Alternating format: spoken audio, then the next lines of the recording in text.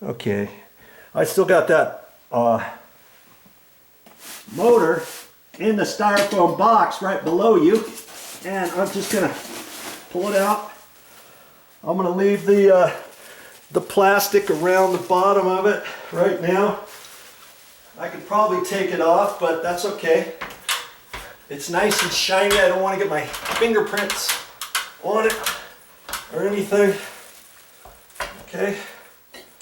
And I want to make sure to keep the wires out of my way and stuff. And now I got to get it up in there. Okay, like that. Okay, and now I have to twist it until it clunks, and I just felt it go down. And it's right exactly where it needs to be. Now, if you weren't sure, you can have it off. See, it's not going to set straight first off. Plus, it's not in its area, so I'm going to turn it, and I felt it go clunk. Now, sideways, it can still swivel back and forth, and it's designed to do that, but it's not going to swivel all over the place, and because it's in the groove, okay? And that's what I've got so far. And isn't that something? How they hardly give you any room.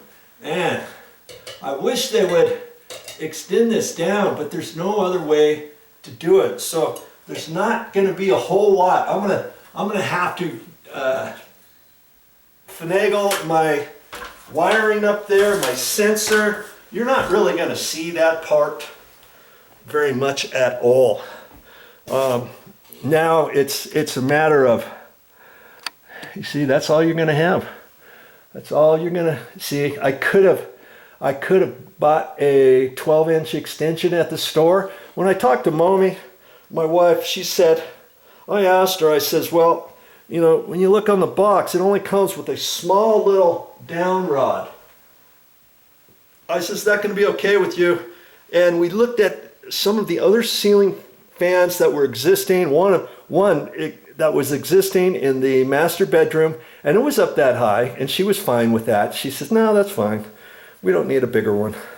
So I didn't get one. But see, I could have lowered it because 10-foot ceiling, I could have had that coming down another foot. But as it is, it'll be fine. It's just would have made it a little bit easier to hook up all the wiring, right? But it is what it is. Okay, so now I'm going to have, it's all about the wiring, and it comes with the with wire nuts. I've got a little package of wire nuts, and then usually it comes with 2 packages. Okay, so here's all kinds of wire nuts here, and it's going to be for this sensor. Now this particular sensor right here, it's got some wires on it. Okay, it's got a red and white, and it's got a white, blue, and black. Okay, now at first, and then it's got this wire here. You're like, what's this for? Well, this is the antenna. Okay, so I got to be careful with that. You don't hook that up to any black wires or anything. This is the antenna. Okay, for the handheld remote sensor to operate properly. We know from the ceiling fan, a black, white, and blue wire were coming from the ceiling fan. So we're going to hook those up to the ceiling fan wires. Okay, simple enough. Nothing else. And the white and black wire that's up there at the ceiling fan, because we ran the power from our smoke alarm on over to there. So all we have up there is a black, white, and ground wire. So the white goes to white and the red goes to the black. Now sometimes sensors might have a black and white wire here. This one happens to be red. Okay, this is another power wire. But this is all you have to remember on this thing. This is the power wires to go to your existing junction box. That's it. This white goes to the black wire up there. This white goes to the white wire. Simple enough. This side, that all come out of the side here. And you can look on the side and it'll tell you. You can look at the directions and stuff if you forget or something. But it's pretty easy because on this side you got the 3 wires, black, blue, and white, all bunched together coming out of this sensor at the same place. Okay, and those go to the black, blue, and white wires coming up from the ceiling fan. That's all you got to do. And then the ground wires, like I told you up there, there was one on the knuckle, there was one on the mounting housing bracket, and then the ground wire that comes up at the junction box up there. You hook those 3 together. We've already got that existing ground wire attached to the metal box up there, wrapped around. You got to watch the first segment of this whole video series, part 1 or whatever I'm going to call it. And that's all you got to do. Okay, so these, they usually all strip them, and now you just pull the end off. Okay, and I'll have to decide if I want to strip this back a little bit or not. I might, and if I do, it's only going to be a little bit, because most of this is going for those orange wire nuts. Do you see what I mean? Because this is just one little white stranded wire to the white stranded wire up there. So this is fine. I like to kind of twist it together just to make all those multiple stranded thin wires all together. It's like when I put it in the wire nut, it's gonna make contact nice and easy. Okay. So the three coming from going to the ceiling fan itself, they don't need to be longer than that, because I'm going to use the orange wire nuts, and I'm going to have 2 white wires, 2 black wires, 2 blue wires connected together. Okay, this one is going to be hooked up to the solid copper wire that's up there for the white. So that's fine. I don't really need it any longer than that. Same thing with the black. Okay. And the only reason why those green wires, I did it a little bit further, is because I'm going to twist those 2 green wires together up there. You're not even going to be able to see that, really. And then I'm going to hook that to the existing ground wire up there with another orange wire nut. That's it. I don't need any other wire nuts. And so the wire nuts they give me are the wire nuts that are needed. Okay? And this particular sensor, you might say, hold on, Joe. This sensor, don't you need a hook? Don't you need to make your code like the other ceiling fans that I've ever seen with sensors? You can change the code back here. There might be 5 little switches that you have to take a tiny little screwdriver, and 1 up, 1 to the left, 2 to the right, 1 to the left, 1 to the right, whatever. And you can make up combinations, and then you match that up with your handheld remote, because the handheld remote on most ceiling fans, when you take this back part off, there's something back here to do. With this one, there's nothing. All I have to do is put the battery in, because this works different. And it might turn right on, and it might not. And if it doesn't, it tells you what to do to reset. Press 1 and 3, high and low, on your remote. So I would have to see high and low. This is the power button, and high and low. You press both of them together for about 5 seconds, holding it up that way, and then it reads what the sensor up there, and it syncs it back. Okay, so this remote doesn't do as much as the other ceiling fans I just did. There's only 1 button here for the light, and there's probably on, off, and then there's probably a dimmer. And some remotes have a button for reverse or forward. And that one doesn't.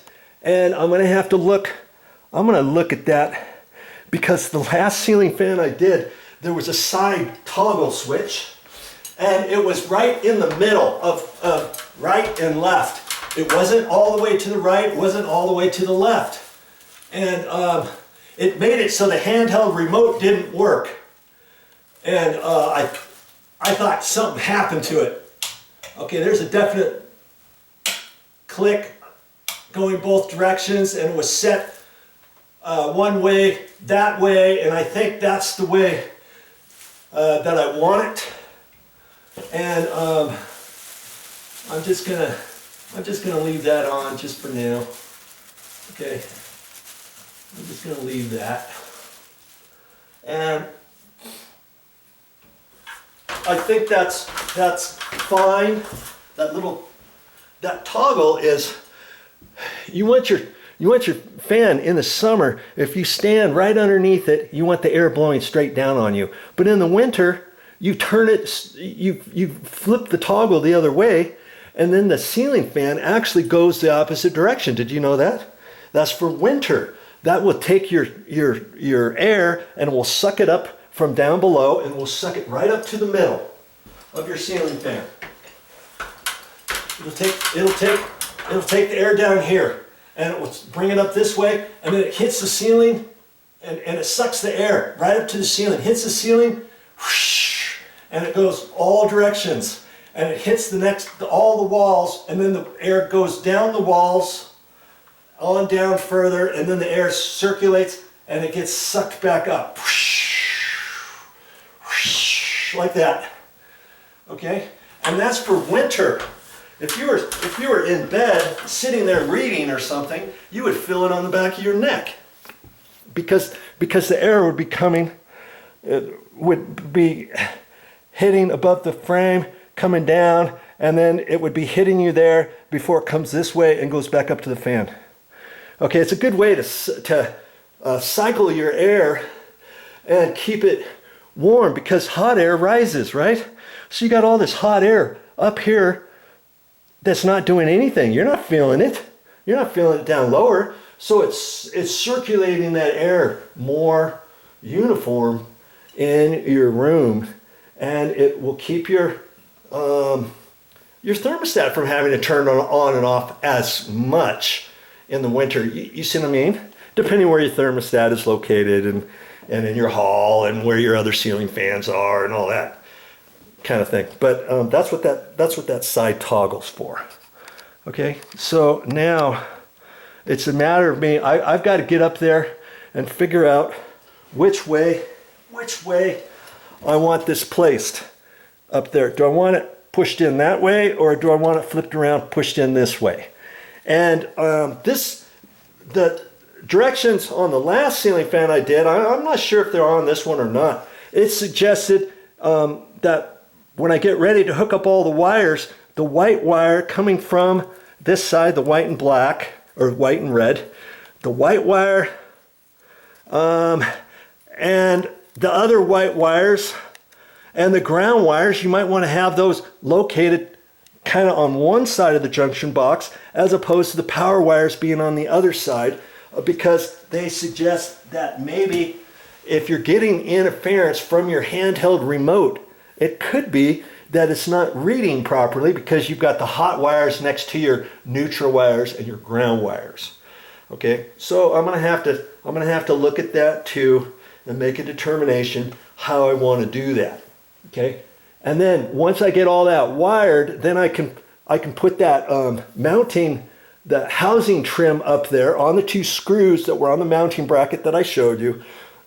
Lift it up, push it up there, swivel it, and that should do it. And this one has the housing, the canopy trim is a little bit bigger than the last one I did, and so it might make it easier to finagle all those wires up in there, even if I want to leave those wires cut a little bit long that were coming from the ceiling fan, the blue, black, and white wires. I probably can, and then once I hook them up, I can kind of redirect it, wrap it around a little bit, as long as I don't see any of those wires coming down onto my knuckle. I don't want them coming down, pooching out, peeking out below the canopy next to the extension rod. You see what I mean? Because then that may make a difference for it to sit properly, and you don't want any weight of your fan on any of your little wires, okay? So in a sense, I'm gonna hook all that wiring up first. I could do it later, but I'm gonna do it now because the ceiling fan blades aren't in my way. I can get up in there, move around, reach around from different directions. I may have to move my ladder around, resituate my ladder a little bit one way or another, and all that. And then once I get that, I'm gonna put the battery in the remote. And I'm gonna hold it up there and see if it'll work. Okay, I could do that before I put the fan blades back in. I'd have to turn the breaker back on, whatever. But first things first, I'm gonna get the wiring hooked up to this sensor, get the sensor mounted up there properly, and I'm just gonna take my time. It's not a race. I don't care if it takes me 5 minutes, 10 minutes, or 15 minutes. Whatever it takes, because I want it done right. Can you believe that? I got 1 minute left on my SIM card of this whole thing. I thought I'd had plenty of time, but hey, if I can do it, you can do it. Remember that.